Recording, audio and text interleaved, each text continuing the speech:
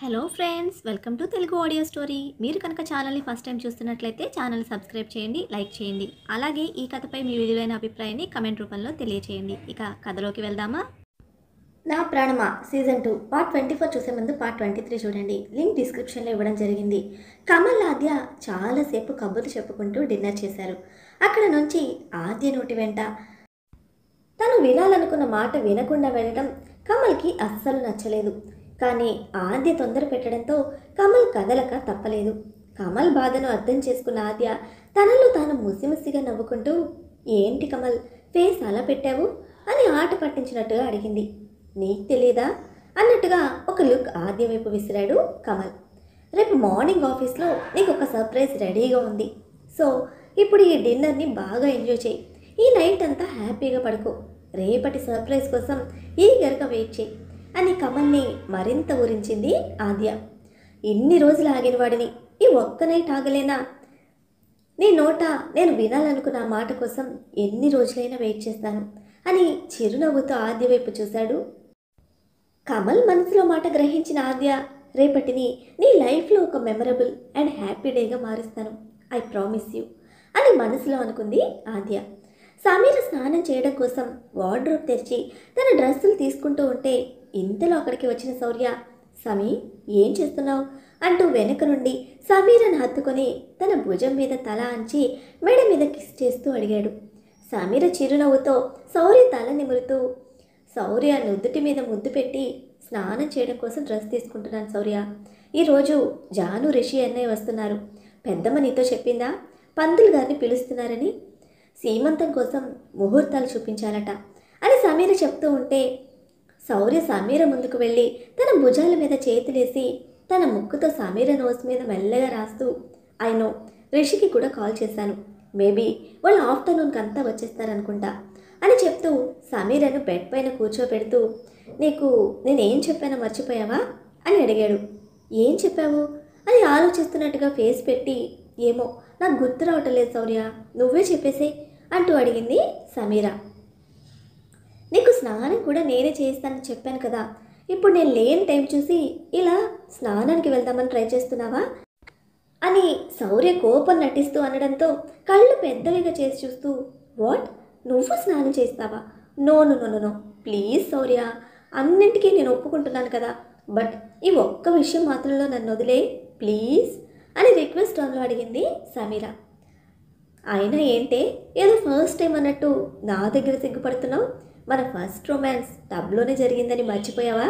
కాస్త గ్యాప్ రాగానే అంటూ ఐ వింక్ చేసి అడుగుతూ ఉంటే, పో శౌర్య ఇప్పుడు అవన్నీ ఎందుకు అంటూ సమీర బ్లష్ అవుతూ ఉంటే, ఏంటి అలా అనేసావు? ఏదో ప్రెగ్నెన్సీ అని కామ్గా ఉన్నా, ఇది జస్ట్ ఇంటర్వెల్ అంతే. సరిగ్గా హనీమూన్ కూడా ఎంజాయ్ చేయకుండానే నన్ను డాడీని చేసేసావు. ఈసారి మాత్రం వదిలేదే లేదు. నువ్వు చేసిన మిస్టేక్స్ అన్నిటికీ పనిష్మెంట్గా 2 months సెకండ్ హనీమూన్ ప్లాన్ చేస్తున్నా. ఈసారి మాత్రం తగ్గేదేలే అంటున్న శౌర్య నోటిని తన చేత్తో మూసేసి, ఆపు శౌర్య, లోపలున్న బేబీకి మన మాటలు వినిపిస్తాయట, నువ్వేమో ఇలా మాట్లాడుతున్నావు అంటూ తన బేబీ బంప్ని టచ్ చేసింది సమీర. వెంటనే బేబీకి ఫీల్ అవ్వడంతో, చూడు మన బేబీ కూడా ఎస్ అని చెప్తోంది అంటూ శౌర్య చేతిని తన బంప్ మీద పెట్టింది. మళ్ళీ బేబీ కిక్ చేయడంతో ఆ టచ్ని ఫీల్ అయిన శౌర్య కళ్ళలో చిరుతడితో పాటు మనసంతా అనిర్వచనీయమైన భావంతో నిండిపోయింది.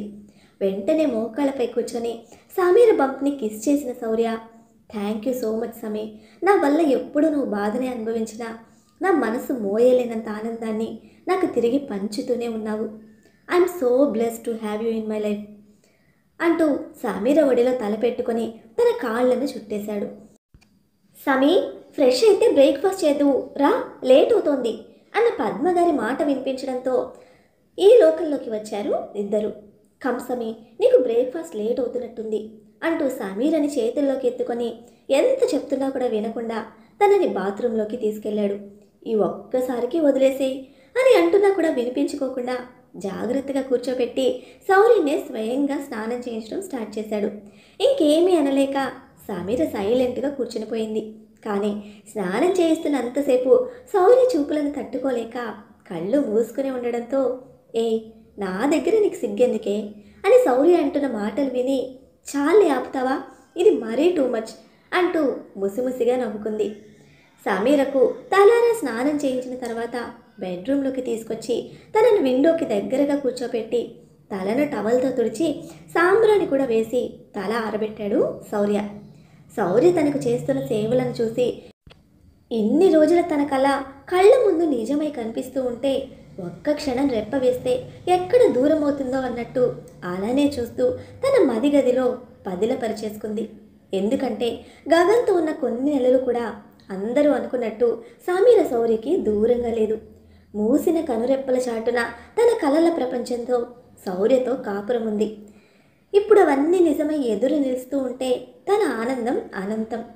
శౌర్య దగ్గరికి రావడానికి రిషి, జాను ఇద్దరూ రెడీ అవుతున్నారు. జాను మీద చిరు కోపంతో ఉన్న రిషి ఏమీ మాట్లాడకుండా సైలెంట్గా రెడీ అయ్యాడు. ఊరుకుంటూ ఉంటే బాగా బెట్టు చేస్తూ ఉన్నాడు అని జాను కూడా రిషిని పట్టించుకోకుండా రెడీ అయింది. రిషి కార్ కీస్ తీసుకొని వెళ్ళి కారులో కూర్చొని హార్న్ కొట్టాడు. పిలవకుండా అలా హార్న్ కొట్టడంతో జానుకి చిర్రెత్తుకొచ్చింది.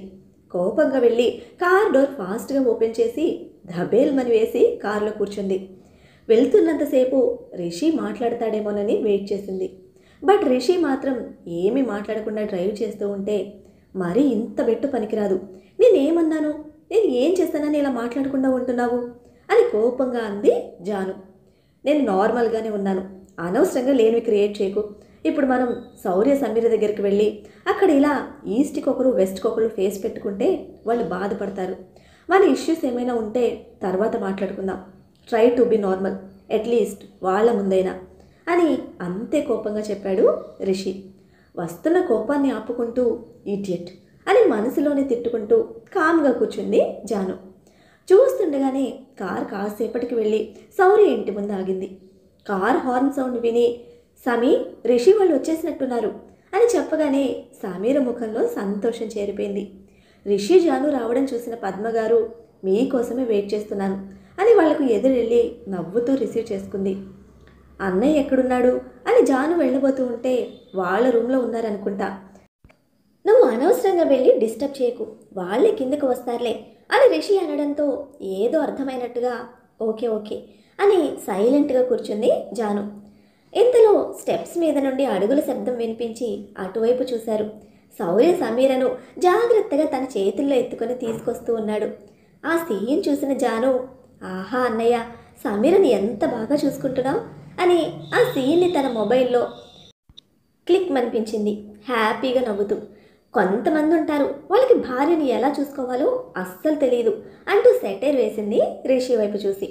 రిషి కోపంగా జాను వైపు చూడగానే తను భయపడినట్టుగా యాక్ట్ చేస్తూ సమీర దగ్గరికి వెళ్ళి మెల్లగా హక్ చేసుకొని ఎలా ఉన్నావు సమీరా అని నవ్వుతూ బంప్ వైపు చూసి ఏమంటుంది నా కోడలు అని నవ్వుతూ అడిగింది. ఓహో, అన్న చెల్లెలది ఒకే టేస్ట్ అన్నమాట, మీ అన్నకు కూడా నీలాగే పాప కావాలి అని అంటున్నాడు అని జాను చేతులు పట్టుకొని సమీర అంటూ ఉంటే జాను నవ్వుతూ సమీర భుజాల మీద చేతులు వేసి మెల్లగా తీసుకొచ్చి సోఫాలో కూర్చోపెట్టింది.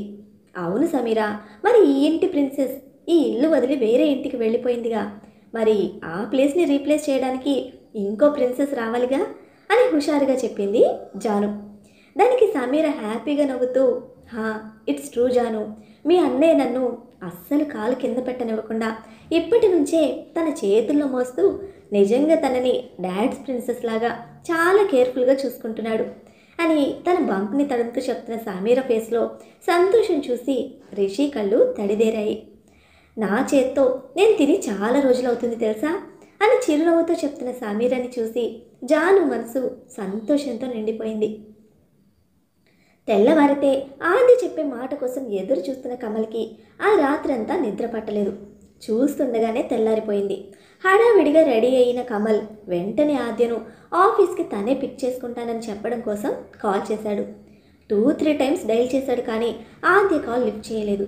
ఇదేంటి కాల్ లిఫ్ట్ చేయట్లేదు, ఓకే డైరెక్ట్గా ఇంటికి వెళ్ళి పిక్ చేసుకుంటానులే అని కార్లో ఆద్య ఫ్లాట్కి స్టార్ట్ అయ్యాడు. చాలా ఈగర్గా కాసేపట్లోనే ఆద్య ఫ్లాట్కి చేరుకున్న కమల్ ఆద్య ఫ్లాట్ డోర్ తెరిచి ఉండడం చూసి కాస్త టెన్షన్ ఫీల్ అవుతూ లోనికి వెళ్ళి, ఆద్య ఏం చేస్తున్నావు, ఆద్య ఎక్కడున్నావు అంటూ లోపల రూమ్స్ అన్నీ ఒక్కొక్కటిగా వెతుకుతూ ఉండగా కమల్ ఎక్స్పెక్ట్ చేయని విధంగా బెడ్రూమ్ మొత్తం చిందరవందరగా పడి ఉన్న థింగ్స్ని చూసిన కమల్ హార్ట్ బీట్ అమాంతం పెరిగిపోయింది. ఏం చేయాలో అర్థం కాలేదు. వెంటనే తన ఫోన్కి కాల్ చేశాడు. అయినా కూడా నో రెస్పాన్స్. కమల్కి ఒక్కసారిగా మైండ్ బ్లాంక్ అయినట్టుగా అనిపిస్తూ ఉంటే 2 చేతులతో తల పట్టుకొని అక్కడే సోఫాలో కూలబడిపోయాడు. ఇప్పుడు ఏం చేయాలి? ఈ విషయం శౌర్య వాళ్ళకు చెప్తే వాళ్ళు ప్యానిక్ అవుతారు. నో, ఎలా అలా నేనే ఆద్యని కనిపెట్టి తీరాలి అని అనుకొని హడావిడిగా ఆఫీస్కి వెళ్ళాడు. ఆఫీస్ మొత్తం వెతికిన కమల్కి అక్కడ కూడా ఆద్య గురించిన ఇన్ఫర్మేషన్ ఏమీ తెలియలేదు. అసలు ఆద్య ఏమై ఉంటుంది? ఇక్కడ నేను ఆఫీస్ ఫ్రెండ్స్ తప్ప ఇంకెవ్వరూ తెలియదు తనకి. తన కొలీగ్స్ అందరూ ఆఫీస్లోనే ఉన్నారు. మరి కనీసం నాకు ఇన్ఫామ్ కూడా చేయకుండా ఎక్కడికి వెళ్తుంది? అట్లీస్ట్ ఆఫీస్లో అయినా లీవ్ ఇన్ఫర్మేషన్ ఉండాలి. కానీ అలా కూడా ఏం లేదు అంటే అసలు ఏం జరుగుంటుంది? అక్కడ ఆద్య బెడ్రూమ్ గుర్తు రావడంతో చెమటలు పట్టేశాయి కమల్కి. తనకి ఎవరైనా హామ్ చేసి ఉంటారా అన్న ఆలోచన రాగానే కళ్ళల్లో నీళ్లు తిరగడంతో పాటు అతని బాడీ చిన్నగా షివర్ అయింది. నో, అలా ఎప్పటికీ జరగకూడదు అనుకుంటూ ఇంకా ఏ మాత్రం టైం వేస్ట్ చేయకూడదు అనుకుని పోలీసులకు ఇన్ఫామ్ చేయడం కోసం మొబైల్ తీశాడు. కాసేపు ఆలోచించి మళ్ళీ మొబైల్ తీసి పక్కన పెట్టేశాడు. ఫస్ట్ నేను తన కోసం వెతుకుతాను.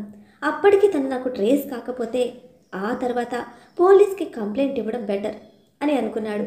మోన మొబైల్ రింగ్ అవ్వడంతో వెంటనే మొబైల్ తీసి హలో ఏమైంది అని కంగారుగా అడిగింది. మేడం, పని అయిపోయింది, సక్సెస్ అని అవతల వైపు నుంచి వాయిస్ వినిపించడంతో మోన ముఖంలో ఈవిల్ స్మైల్ వచ్చి చేరింది. ఎక్సలెంట్, మీరు పని చేసి చూపించారు. మనం అనుకున్న ప్లేస్లోనే దాన్ని ఉంచండి. జాగ్రత్తగా కాపలా కాయండి. అది చాలా తెలివైంది. మీ నుంచి ఈజీగా ఎస్కేప్ అవ్వగలదు. బీ కేర్ఫుల్ అని వార్నింగ్ టోన్లో చెప్పింది మోన. పారిపోవడానికి ఛాన్స్ లేదు మేడం. ఈ ప్లేస్ని కనిపెట్టాలంటే ఎవ్వరి వల్ల కాదు. అది ఒక మాకు తప్ప ఎవ్వరికీ తెలియదు. మమ్మల్ని దాటుకొని అది అడుగు కూడా ముందుకు వేయలేదు అని అవతల నుంచి కిడ్నాపర్ వాయిస్ క్రూరంగా వినిపించింది.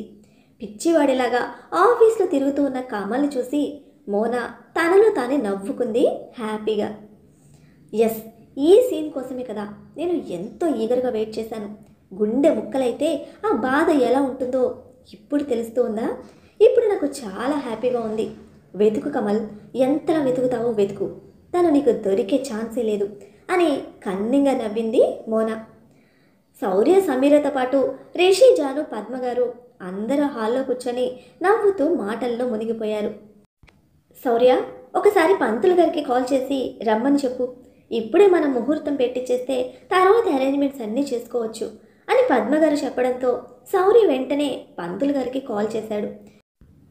ఇంకో అరగంటలో వచ్చేస్తారా ఆంటీ అని చెప్పడంతో పద్మగారు జానుని తీసుకొని కిచెన్లోకి వెళ్ళింది వంటలో హెల్ప్ కోసం. అత్తయ్య, శౌర్య అన్నయ్య, సమీర ఇద్దరు బాగానే ఉంటున్నారా అని జాను అడగడంతో పద్మగారు చిరునవ్వుతో జాను ముఖం వైపు చూసి బానే అనేది చాలా చిన్న మాట జాను, చాలా చాలా బాగుంటున్నారు. శౌర్య అయితే సమీరను ఒక్క పని కూడా చేయనివ్వటలేదు. దగ్గరుండి తానే అన్నీ చూసుకుంటున్నాడు. సమీర కూడా శౌర్యతో అంతే ప్రేమగా మెలుగుతోంది. వాళ్ళిద్దరినీ చూడడానికి 2 కళ్ళు సరిపోవటం లేదనుకో అని ఆనందంగా చెప్పడంతో ఆ మాట విన్న జాను చాలా హ్యాపీగా ఫీల్ అయింది. మరి మోన చేతిలో చిక్కిన ఆద్య పరిస్థితి ఏం కానుంది? ఇప్పుడిప్పుడే ప్రాబ్లమ్స్ నుంచి రిలాక్స్ అవుతున్న శౌర్యకు మళ్ళీ టెన్షన్స్ మొదలు కానున్నాయా? ఇప్పుడు ఆద్యని కమల్, శౌర్య ఎలా ట్రేస్ అవుట్ చేయనున్నారు తెలుసుకోవాలంటే నెక్స్ట్ ఎపిసోడ్ని ఫాలో చేయండి. అలానే ఈ ఎపిసోడ్ని లైక్ చేయటం మాత్రం మర్చిపోకండి. Bye friends.